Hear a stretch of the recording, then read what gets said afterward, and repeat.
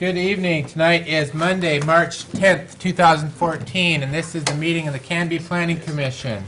Tonight, as our first item of business, we have a special welcome to new Planning Commissioner, Mr. Larry Boatwright. Hi. Welcome. Thank you. We would probably like to swear him in. Is that I don't think we do swearing in. no swearing in? No. Okay. We just welcoming. They threw a big party Having for me, Larry. flashbacks. You know? Okay. Well, welcome. Thank you. You've got your folder there. Yeah. You will have the most fun you will ever have had in the past. On other items of business that relate to that, we do have another opening on the Planning Commission. John Proctor, who served for quite some time, did resign today, and so we have actually two openings on the Planning Commission. So anybody that's watching this now or in the future, please note that we are looking to recruit new planning commissioners. With that said, next item of business is citizen input on non-agenda items. Is there anyone that has business before us that is not on the agenda? Okay. The next item of business is a proposed text amendment, TA 1401. We are going to consider an expedited development review option within the Canby Industrial Master Plan area. Brian, are you going to present this? Yeah. I'll get started here with a quick overview, and then I have Renata Mengelberg, the Economic Development Director, right next to me here to chime in and help explain this to you and answer any questions that you might have about this proposal. Basically, this has come up simply because the Canby Pioneer Industrial Park is really important to the community and driving new investment in possibility of new jobs for the community. And one of the things that Renata especially hears regularly is that having a very predictable and a speedy process is really critical to those industrial type customers that we get out there in that park. We found that to really be true a couple of years ago when Shimadzu decided to double their existing factory size from 50,000 and add another 50,000 square feet to their manufacturing facility. And it was so important not only to Canby, but even statewide at the time they proposed that we were guided through the process with representatives from the governor's office directly down here in Canby, holding our hand, trying to help us compete, so to speak, with China or Japan, or at this point I can't even remember where it was that they were competing with. But we heard very early on that they needed an approval and they needed it fast. And so that got us thinking about the process and whether there was any tweaks we could possibly make. And this is one possible way to address what we're calling basically an expedited process. And it's expedited in the way that we're proposing it by giving another option. There's still, with what we're proposing, there's still the regular option as it exists today, but there's another option that we distinguish with a Type 2 process versus a Type 3 process. And the Type 2 is a process where there will be notice that goes out to surrounding property owners, and then that opportunity for them to respond back in a letter or written form or a phone call, and they'd be responding to staff to let us know if they have any comments. But then after we receive those comments, we write the normal staff report that we always write, but the decision is by the planning director. And the criteria basically is that you get to choose that Type 2 process that would be a planning director decision if they meet to the T all the code requirements. The Type 3 process is one that will continue to allow the possibility of discretion when there might be some aspect of the code that you don't fully meet and it needs to be discussed, or you want to substitute some standard for what's in the code, because the industrial overlay district that is applicable to the Canby or the Pioneer Industrial Park does have a few design guidelines where discretion can actually enter in, and they might be able to propose something that meets the intent or is equally as good. And that would be, whenever we enter discretion into the decision, we really should be coming back to the Planning Commission to make those decisions. Our template and the idea for this came from the downtown Canby overlay district that applies to the downtown area and to Highway 99E.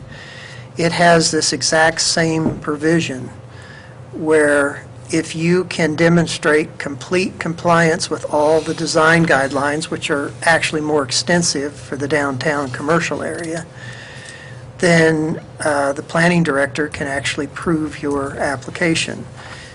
If it's appealed, it would go directly to the Planning Commission in the case of the downtown Canby overlay, and the same would apply in the industrial zoning district. If it was appealed, it would end up coming to the Planning Commission. An example in the past, the one that comes to mind for the downtown Type 2 process was the O'Reilly Auto Parts store. It didn't come before the Planning Commission, and we staff worked hand in hand for 2 months with the architect. He was in our office probably 3 times a week trying to figure out whether he was meeting the design standards or not. Each day a new design standard, and what does it mean, and can I do this? And so he worked very closely with us, and we finally determined that yes, he was meeting the requirements, and we were able to maintain his Type 2 process without converting it up to the Planning Commission. And so, in a nutshell, that's basically what we're proposing, and with the idea that if it's has worked so far, it seems to have worked, and we've had a few developers take advantage of it in the downtown commercial area, why not give it a try in the industrial zone area and see if it would also work there? It doesn't expedite the process tremendously, but it can reduce the process by 20 to 30 days potentially, because we don't have to wait for that required time period for a public hearing to be advertised. And so that's probably the maximum savings in time that it would help with, but 20 days or so in the process can mean a lot to the industrial developers that come to town. And so, and it's actually has the potential to be somewhat friendlier for staff as well in terms of workload, because just avoiding either coming to an additional Planning Commission meeting or not. On the negative side, the only thing that we could really think of is that there would be less review by the Planning Commission, a little less public vetting of the process because they wouldn't be here on TV. But otherwise, notice is still going out to the property owners as it would under the Type 3 process. And so the same people would be getting a letter in the mail. They just would be responding to me instead of to the Planning Commission at a public hearing. We have been utilizing somewhat of another area in the code that is modifications to existing development. Since I came on board a little less than 5 years ago, and those modifications always used to go to the Planning Commission. And we've been interpreting those modifications to be something that's a type 2 process ever since I've come. And that has lessened the Planning Commission's workload, so to speak, probably in half. And I know a few, I think Commissioner Hensley, when we had sent the bi-monthly report for you to review, I think I remember you making some sort of comment that you were surprised that we were reviewing so many different development projects because you guys hadn't seen them. Well, yeah. And it's because of the fact that a lot of them are modifications, they're additions to something that's already there, and we're utilizing the type 2 process for those modifications of existing development to also keep them from a public hearing process and expedite their review and get them through the process 20 days quicker. Brian, typically, typically what is, would you say is the average length of time for that from beginning to end of the Well, we have a goal to process applications that come to the Planning Commission within 45 to 60 days, somewhere in that time range. And it's been probably 2 years since I've tried to go back and check to see how long it took through the process. But when I did do that a couple of years ago, we were about 51 days or something on average was what was taken. And at this point, I don't remember if that was when the clock started or when the application was made, because they're not always exactly the same date. When an application's submitted, you have 30 days to determine whether it's complete. And if you determine that it was complete the day it was submitted, then the clock starts the day it was submitted. But if it isn't complete, when you send that 30-day notice out and say it's not complete, then the clock doesn't start until they give you the material you need. And then the clock starts. And when I say the clock, we have 120 days to approve an application, including an appeal.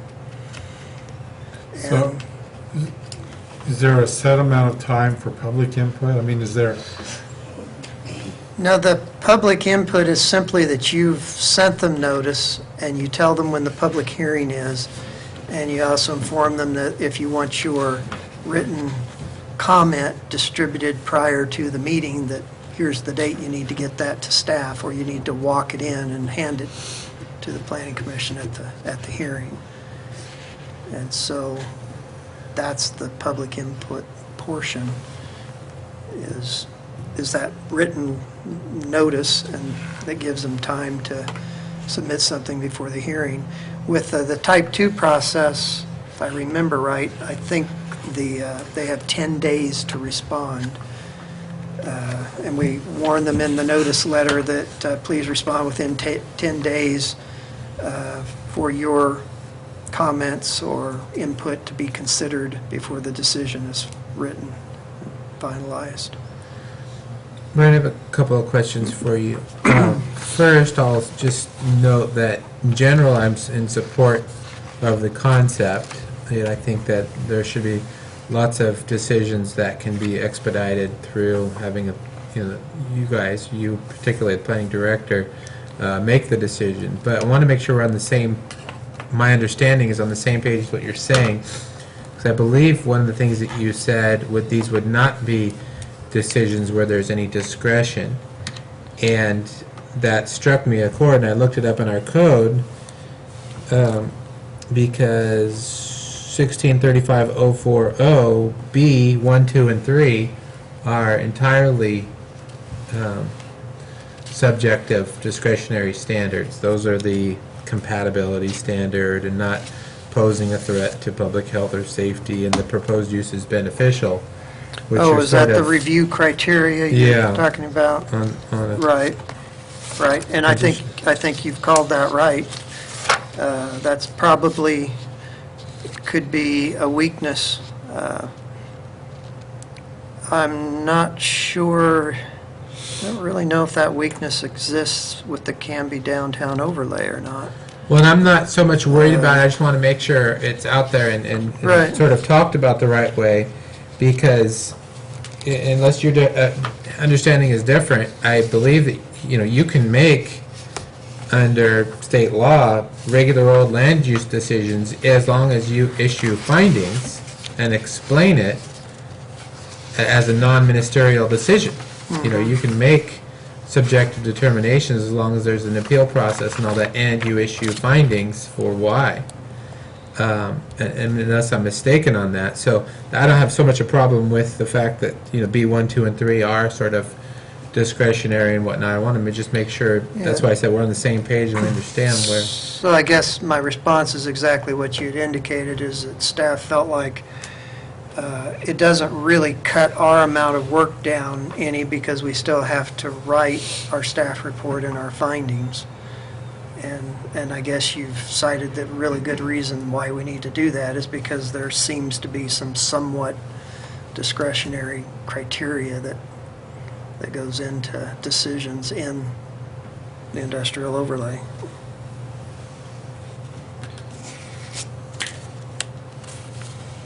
So what was the section, because I can't follow that fast, I don't have it, that you just cited? So- I was reading, it was only on the conditional uses, it was 16.35.040, and it was subsection B, subsection 1, 2, and 3. Okay, so I can look at that. I forgot to mention tonight that this is an informal review of this, just to see whether we have some support on the Planning Commission.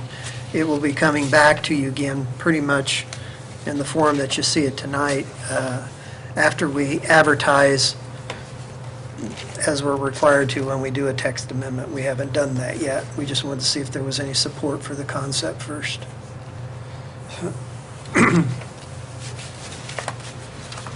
What do you guys normally do on a type 2 review in terms of how much notice, or how many days we give to an opponent to appeal it? Do you know what I'm trying to how many remember days now when we give for an appeal? It's a standard amount that's in the code, and it's either 10 days or 14 days. I always forget which it is. It's one of those two.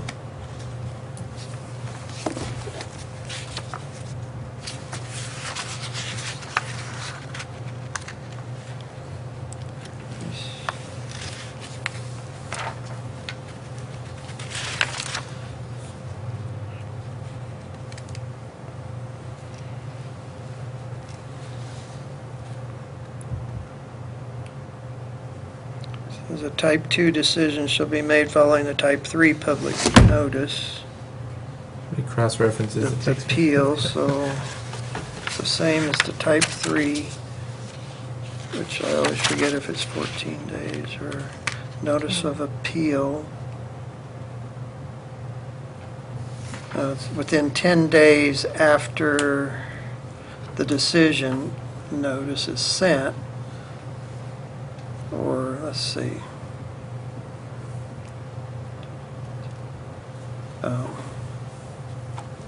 The notice of appeal has to be submitted within 10 days of the date the notice of decision was mailed. That's what it says. Okay. And so the type 2 would be the same. So that's what it is for a type 3, and that's what it would be for a type 2. Do we charge any kind of a fee for an appeal of planning director decision? Lady's shaking her head, No, I don't think we do. I think No? it's... Because that's obviously would create another level of cost for involvement in any... Right. What it, guys, I didn't bring our master fee schedule, and I don't have it memorized. But I don't think there's a fee for the appeal of the planning director's decision. Okay. I think it's only of the planning commission's decision to the council, and that has a hefty fee. So I do not believe there's a fee. And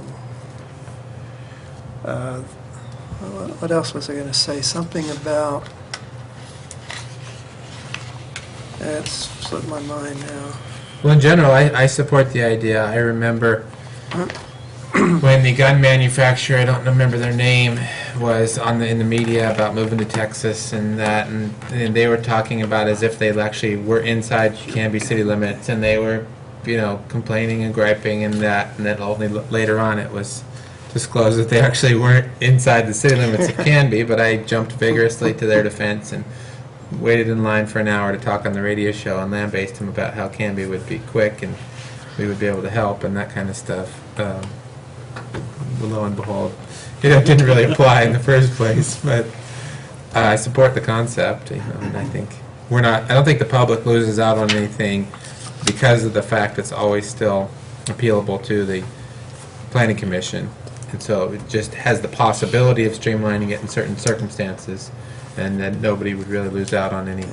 That was my point. I just remembered now is that if a type 2 process as we're proposing, just as it is in the downtown Canby overlay, if its staff's decision is appealed, then technically the overall length of time that it would take the applicant to get approved actually increases over if he would have just applied with the regular type 3. We set up a public hearing and the Planning Commission meets and they approve it. And so it's kind of one of those situations where you normally don't expect appeals, and so normally it would be an expedited process. In type 2, though, do we run more frequently up against the 120-day rule because there is potentially 3 levels? I mean, it would seem that that would become more frequently a problem. It could potentially, I suppose. But it's not really. Most applicants always waive it anyways. Yeah, I don't think that's a major consideration. Okay. Usually when we get up to that, we're heading up to 120 days, there's something that's problematic with the case, and we start negotiating and requesting voluntary extensions of the time and those type of things. So I'm not sure that's a big factor. Larry, anytime in this process, as you sort of learn the system, feel free to ask questions. We have very, very, very good staff. You can ask questions of me, or just make comments that you've observed. So, does anybody have any questions or discussion on this concept? My only question would be is how many people is this really affected? You said that it's been used once with the O'Reilly's building. Has anybody else really proposed anything? I think it's been direction? used downtown in the downtown Canby overlay, Okay. this process, more than once. I'm just not remembering who else it is right now. That's kind of what I'm trying to get a feel for. Is it working downtown to where we should broaden it out, or does it really make that much of a difference? Well, my gut feeling is that there'll be just as many using the type 3 as there will be using this. Just to give them another option, But basically. so I'm not seeing that most of the applicants will funnel and end up using the type 2. I think there'll be probably half and half in the end will be what happens. And everybody can try to approach the type 2 process, but somewhere down the road, either at the pre-application meeting or something, they're going to discover some aspect that's probably going to divert it into the type 3 process because they either want to vary something, they're not quite meeting the code, because there's usually one or more things that they just aren't meeting. And the minute we get whiff that they're not meeting the code on some item, we're going to switch their process to a type 3. Now, does either the applicant or staff have the option of switching to type 3? Well, they don't have, the applicant won't have an option. It'll become a requirement the minute we discover that they're not meeting a code standard or development design standard. And the trouble with that process, and it hasn't really posed too much of a problem, but if you're late in the process when you discover it, that's where it can raise its head. Well, what do we do now? We've already scheduled a meeting, or we've already sent notice based upon it being a type 2, and now we find out that it's not. And so far, that really hasn't, I can see it potentially raising an issue, but it hasn't so far in the downtown area.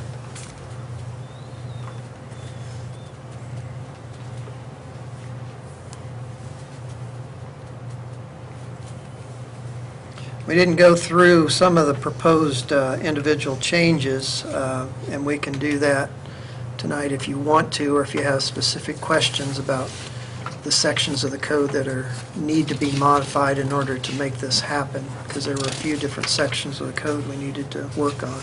I actually did have a question. It was more of a, I couldn't understand the, under, on page, well, it doesn't have a page number here. Down at the bottom, Oh, it says page Right. 10 of 21. And under 1635-040, and then down here, I think I wrote over it, it says less than 12 or 6 employees per developed acre. You know, you're switching it from 12 to 6. I was just kind of, number one, I was curious about the rationale between, for having that kind of restriction at all, where that number came from. What, it didn't matter to me whether it was 12 or 6, but why are we having that restriction at all? I might jump in, is that most of the changes in here are simply a process change to implement this type 2 versus type 3, or make it an option. There are a few actual substantive changes in the standards, and you picked out one of them. And I'll let Well, that's Renata. So this precedes my being here, but my understanding when they first formed the Pioneer Industrial Park, that one of the major drivers was job creation. But with experience, my predecessor found that it was very difficult to attract businesses if you had the 12 jobs per acre was a hurdle.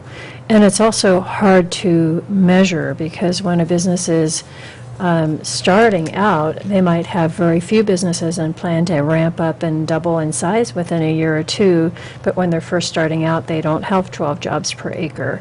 And as manufacturing continues to evolve, there's mechanization, and so you're using very sophisticated equipment that may lead to fewer but more highly skilled and well-paying jobs, and so we just wanted to keep the code more current.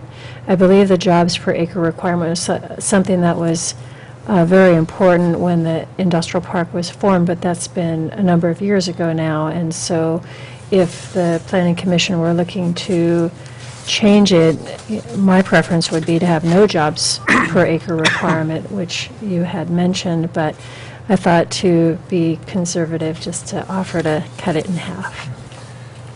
One of the arguments that I've heard used in the past is, Renata's mentioned, is that it helps Pioneer Industrial Park avoid the large, very large warehouse-type facilities that might have 3 people running inside with a forklift, but no one else, and taking up acres and acres of the park. And so that's what it was trying to avoid by having this provision. And we're thinking that today that 12 is actually has the potential to drive away some viable customers that aren't large warehousers. If at the 12. At the 6, I think it'll still protect against those, but we won't have to worry about chasing some of the others away. Well, my personal preference, I agree with you, Renata, is that there should not be a job, an employee requirement on there at all. That, you know, I just want to know what the rationale was. I did have one other question and I didn't have time to look it up. What is an exerscape? Xeriscape, and Xeriscape, okay. That came up in the Dragonberry produce development, which was very sustainability oriented, and they wanted to get LEED platinum points, and using xeriscape plants or very drought tolerant plants in their landscape design helped them get those points. So through their plant selection, they were able to install them. Unfortunately, it didn't work out so well for them initially, but you water it for a year, and then you don't need any additional watering because it's just acclimated to the climate and doesn't need a lot of water. And that's one of the goals, one of the sustainability goals. So unfortunately for them, they watered it in the spring, took the sprinkler system away in the heat of the summer, and most of their plants died. So the changes that we're suggesting in the code at least provide some teeth that ensures that the plants have a chance for survival. This provision here for Dragonberry, when they came in, they had to make application for a variance, which was an additional application and fee and additional review criteria in front of the Planning Commission to approve not having a fully irrigated site. By doing this revision here, we could entertain the idea if they're using drought-tolerant landscaping without having the need for a variance, but yet still protect ourselves because the plants still have to live.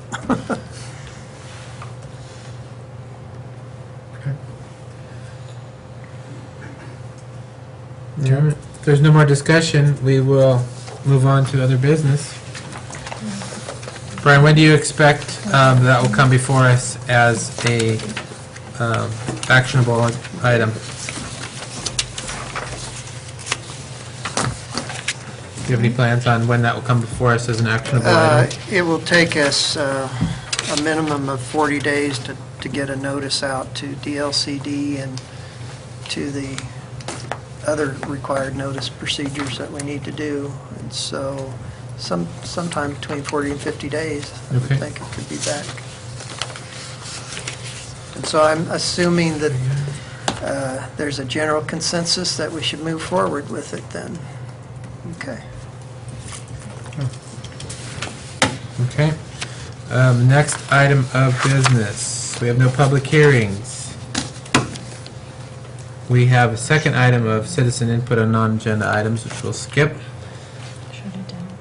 We have the review of the final decision of the subdivision, 1301 Northwoods Estates Phase 2 findings, conclusions, and final order, which was our main topic last month.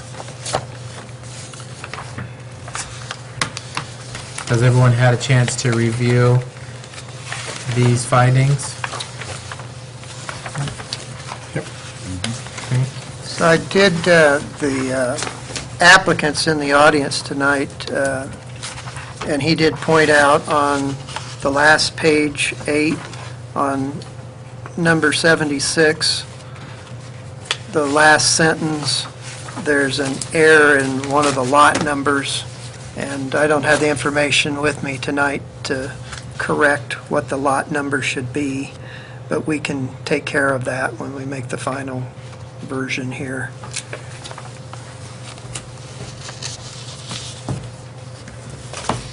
I'm quite sure.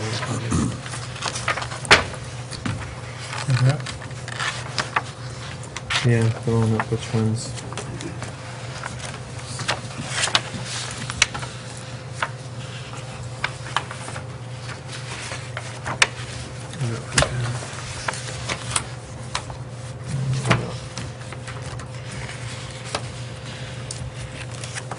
Yeah, this is it.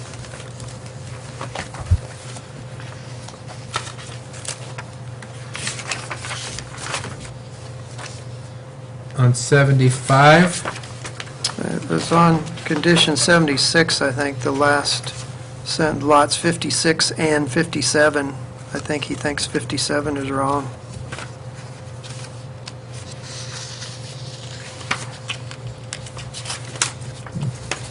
I didn't have the plat map with me to see what the lot numbers for the were. flat map. Okay, So we'll just, we're all in agreement which two lots were,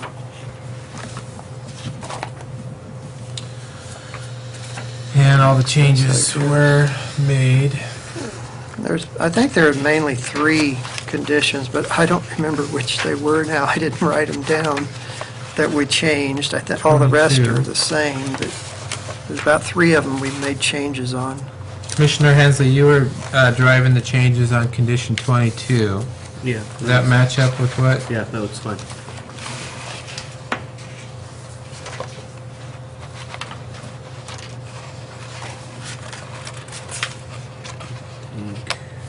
Okay. That's what I had notes on.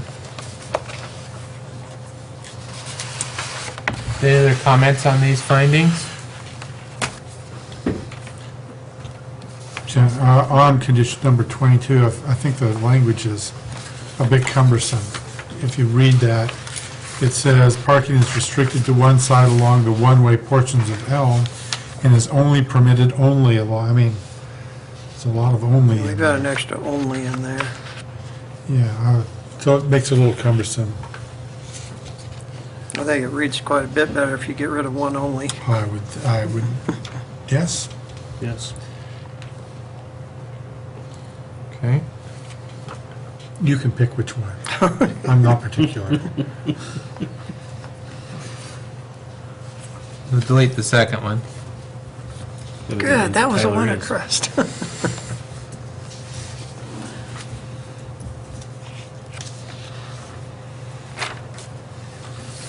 Any other proposed amendments to this order and findings?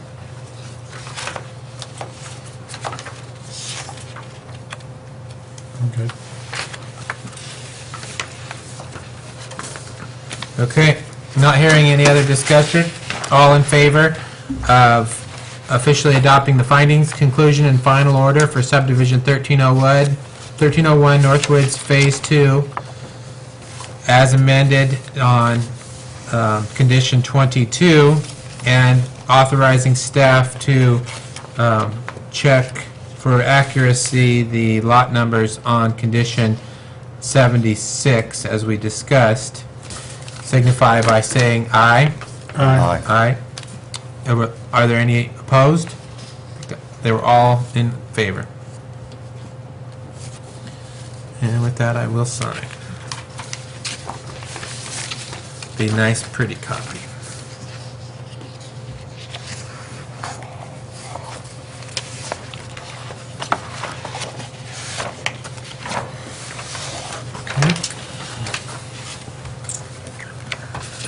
Next item of business is approval of the minutes. We have the minutes from January 27th first.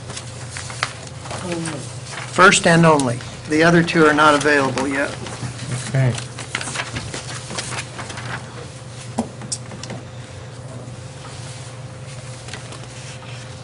Mr. Chair, I would move that we approve the minutes from January 27th.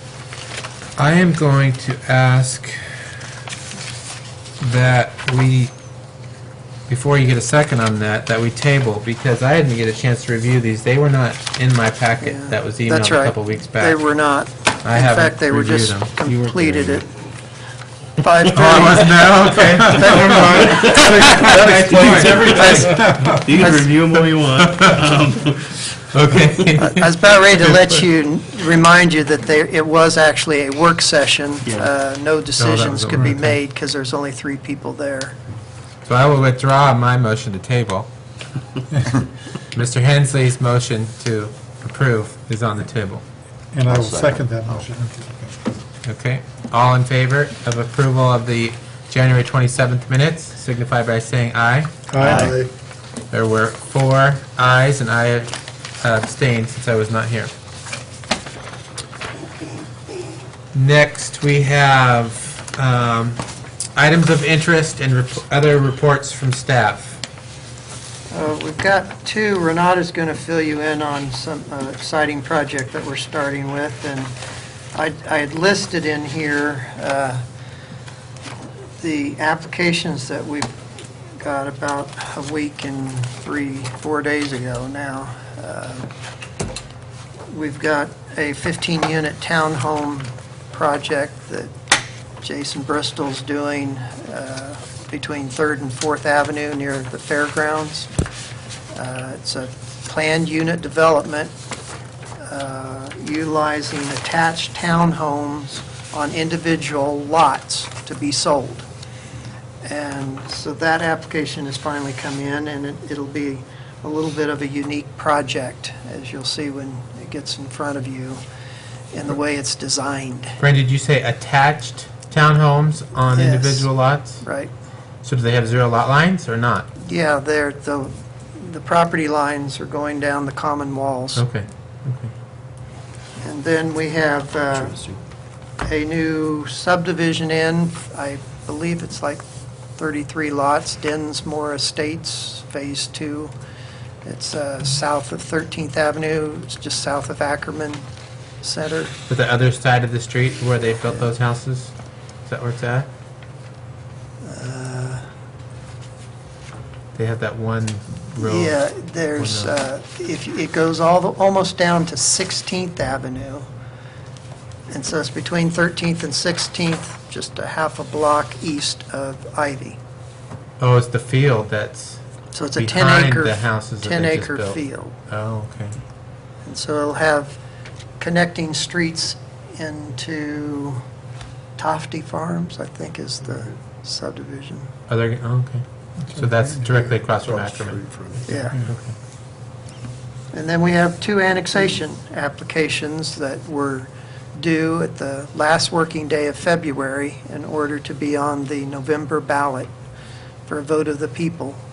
And so they'll be coming before the Planning Commission about June 6th, and then to the council with your recommendation on the annexation July, middle of July. And that gives us time to get the necessary ballot information to the county so they can set it up for the November election. So that's how they will work. And one of them is on North Pine Street, 5-acre tract, single-family development, R1 zoning proposed, and then the other one is on Southeast 13th Avenue, originally involved 6 property owners. Apparently, one of them has dropped out just at the last minute, 5 property owners. But they're required to do a concept development plan for all 6 properties, or 5 properties, and on the north side of 13th. They're just on the south side of the school properties. Trost, I guess, elementary is just to the north of it. Goes over to the logging road trail where the extension of Southeast or Sequoia Parkway is coming down. So it's just west of Sequoia Parkway's extension. And Things must be good in the real estate market here. People are everybody's wanting to build something. That's good. Maybe there might be room for a guy that wants to build a little salsa. And I'd like to take a few minutes to introduce you to a new program that we're launching called Open Counter. It doesn't directly affect the Planning Commission per se, but it does make the planning and permitting process a little bit easier and more understandable, especially to our smaller and mid-sized businesses that can be overwhelmed by the number of permits and processes that are involved in development. So it's a online service, and the business goes through a series of questions, and based on their answers, the program takes them through the specific permits that they would be required to fill out, the costs involved in those permits, and an estimated time frame, which is really important to businesses. And it will provide a written summary of that. As they're entering the information in, that gets translated to all the appropriate forms that they would be filling out to apply. This is a program that we're developing in partnership with our business license program. Brian and several of the planning staff are involved on the planning side. We're also coordinating with the Clackamas County Building Permits staff to make sure that their costs and fees are accurately represented. we're launching the process this Wednesday with our team, and it should take about 2 months to complete, and we're hoping to unveil it to Canby businesses in early summer, late spring. The whole idea is just to make things easier, and since it's online, businesses can be going through the process when they're available at night, 24/7, on the weekends. It's especially appealing for entrepreneurs because they don't necessarily have time during the day to come into the planning counter and city hall, et cetera, to sort out all the various processes. Another nice feature of it is that it links to MAPS, our GIS system, which will help them determine what the appropriate zone is for their proposed business, and then identify on a map areas where that zone, that type of use is allowed. It'll also link to our available properties database so they can find a site or a building that fits their needs, that's appropriate for them. And we'll be linking it to our various economic development incentives and tools so that it's all a integrated process for them.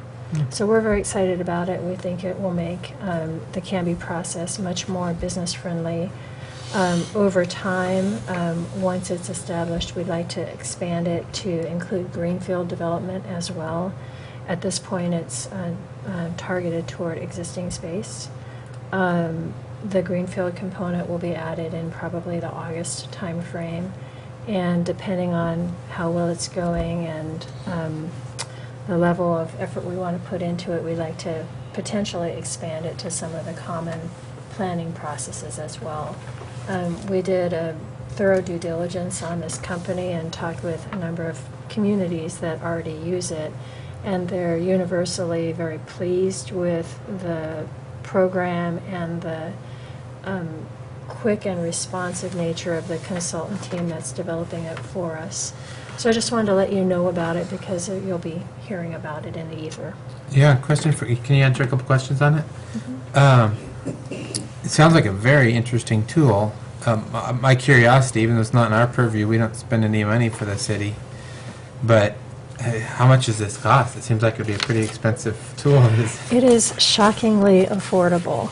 To set it up is $4,500, and for an annual subscription is $7,500.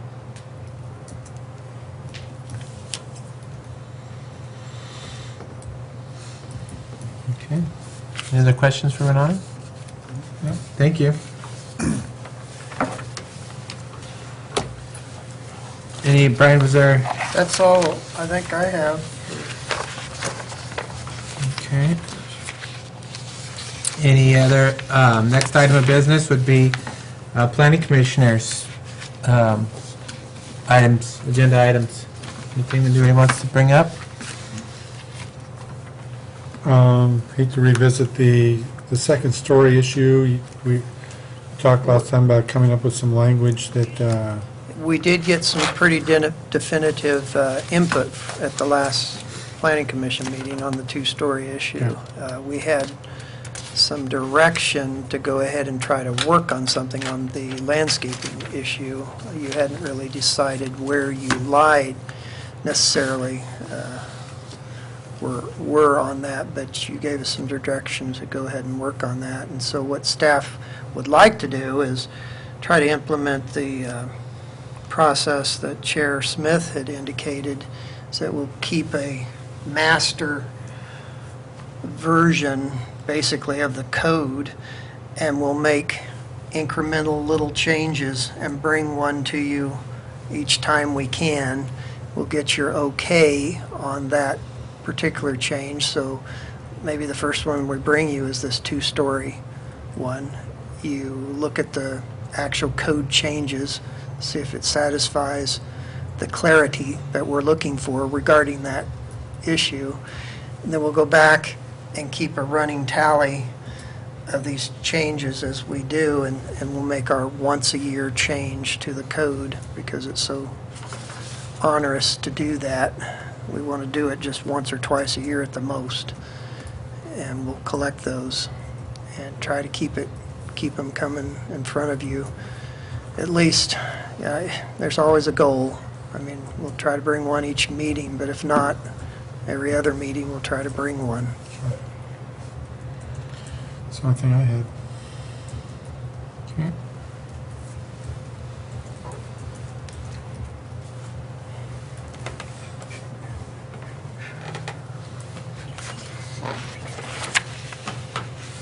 This was, and I didn't have this in my packet either, this. Oh, this, are you giving this update to us now? This is the Planning and Development Services bi-monthly report? We do those at, every other month for the city council. They're placed on the city's website. And Commissioner Hensley had asked for something that helped explain what we're doing, and we said, well, we just happen to have this that we Okay. do on a regular So basis. this is a report that's given to council? Yeah, so we're sharing that with Okay. you now so that you're kept informed just as much as the city council is now. Great, good idea. Thank you very much. You're welcome. Okay. Well, if there's no other items of business, Mr. Chair, I move that we would adjourn. okay, motion to adjourn, is there a second? I'd second that. All in favor? Aye. Aye. We are adjourned.